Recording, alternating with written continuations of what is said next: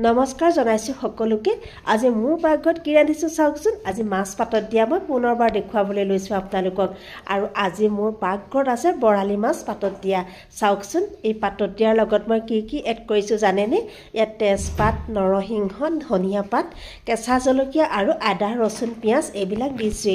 কাৰণ খৰালি সিজন যেহেতু ধনিয়া খাই ভাল লাগে নহয় জানো আৰু হেহে মই ইয়াত ধনিয়া পাতটো কেডালমান এড কৰি দিছো আৰু হসাকৈ আপোনালোকক মই আগতেও কৈছো এই ডাঙৰ মাছ পাতত দিয়া খাই মোৰ বহুত ভাল পাওঁ জানেনে আৰু একেবাৰে কম সময়ত কেনেদৰে পাতত দিব পাৰি চাওকচোন আৰু টিফিন বাটিটোত মই গোটেই মাছখিনি ধুনিয়াকৈ হানি মেলি লৈ ভৰাই দিছো আৰু ইয়াত খুব টানকৈ হাফৰখন মাৰি দিম দেই তেতিয়া মিছ নহয় আসলতে আৰু হেয়া চাওক আপোনালোকক মই দেখুৱাই দিছো খুব টানকৈ হাফৰখন মাৰি দিছো